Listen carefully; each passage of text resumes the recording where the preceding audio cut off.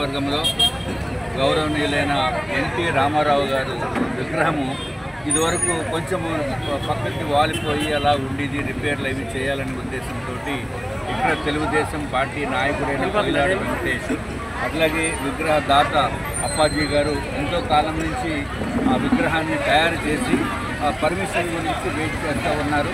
ఇప్పుడు మా ప్రభుత్వం వచ్చింది, ఈ మంచి విగ్రహము ఎన్టీ రామారావు విగ్రహము, ఆయన విగ్రహాన్ని చూస్తేనే చూసేదానికే చాలా బాగుంది.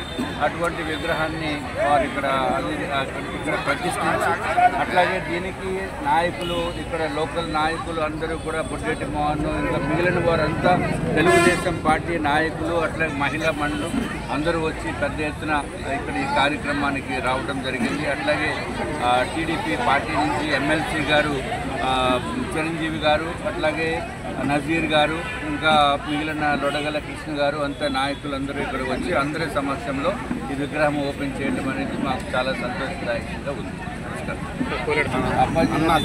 అనుకోవద్దు, ఈరోజు ఈ కార్యక్రమానికి విచ్చేసిన గౌరవనీయులైన వేపాడ చిరంజీవి గారు, గౌరవ ఎమ్మెల్సీ గారు, అట్లాగే నజీర్ గారు, అట్లాగే లొడగల కృష్ణ గారు, అట్లాగే ఈ కార్యక్రమాన్ని ఏర్పాటు చేసిన కొయిలాడ వెంకటేష్ గారు, ఇంకా మిగిలిన ఆయనకి సహకరించిన బొడ్డెట్టి మోహన్ గారు, ఇట్లాగా ఇంకా వచ్చిన నాయకులు ఇక్కడికి వచ్చారు. కానీ అందరూ కూడా గౌరవంగా మన గౌరవనీయులైన ఎన్టీ రామారావు గారు తెలుగుదేశం పార్టీ వ్యవస్థాపకుడు, వారిని గౌరవించుకోవడానికి అందరూ ఇక్కడికి రావడం జరిగింది. ఇదివరకు ఏదైతే విగ్రహం కొంచెము పక్కకి ఒరిగి సరైన పద్ధతిలో లేని వలన దీనికి ఈ విగ్రహాన్ని ఇచ్చిన అంటే దాత వీరాభిమాని అయిన అప్పాజీ గారు ఈ విగ్రహాన్ని సుమారు 10 సంవత్సరాల నుంచి విగ్రహ స్థాపన చేయాలనే ఉద్దేశంతో ఉండి ఈరోజు ఆ కార్యక్రమం పూర్తి చేయటమైంది. దీని అందరికీ సహకరించిన ప్రతి ఒక్కరికి కూడా ధన్యవాదములు తెలియజేసుకుంటూ,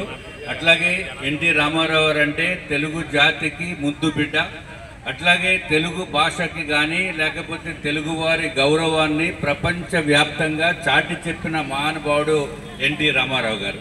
సో అటువంటి ఎన్టీ రామారావు గారి విగ్రహాన్ని ఇప్పుడు చూస్తేనే చాలా అట్రాక్టివ్గా నిజ స్వరూపంగా కనపడుతుంది.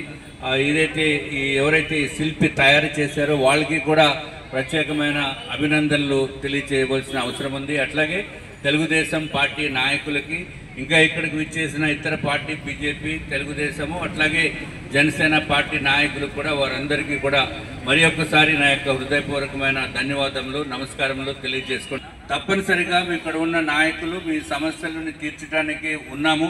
ఈ సుమారు 8 నెలలు 9 నెలలు కాలం అయిపోయింది. 8 నెలలు కూడా మేము ఎలక్ట్ అయిన తర్వాత నాశనం చేసేసిన వలన ఇంతకాలం పట్టింది.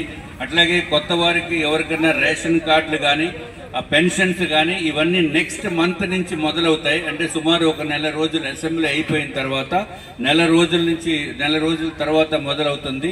అట్లాగే తల్లికి వందనం అనే కార్యక్రమము మే నుంచి మొదలవుతుంది. అంటే మన ఇంటిలో పిల్లలు 3 పిల్లలు ఉన్నా వారందరికీ కూడా ఒక్కొక్కరికి 15,000 రూపాయలు ఇవ్వటము జరుగుతుంది. ప్రతి ఒక్క కుటుంబానికి కూడా 4 పిల్లలు ఉంటే 4-15 60,000 రూపాయలు ఇవ్వటానికి గౌరవ ముఖ్యమంత్రి చంద్రబాబు నాయుడు గారు మొన్న చెప్పడం జరిగింది. తప్పనిసరిగా అది అందరికీ కూడా ఉపయోగపడుతుంది. దయచేసి నేను కోరేది ఏంటంటే ఈ డబ్బుని వేరే వృధా చేయకుండా పిల్లల చదువు గురించి మీరు చేయాలని చెప్పి మీకు అందరికీ కూడా నేను విన్నవించుకుంటూ ఈ కార్యక్రమానికి నన్ను ఆహ్వానించిన కొయిలాడ వెంకటేష్ గారికి, ముఖ్యంగా వారి తెలుగుదేశం పార్టీ నాయకులకి అందరికీ కూడా మరి ఒక్కసారి ధన్యవాదములు తెలియజేసుకుంటూ సెలవు తీసుకున్నాను.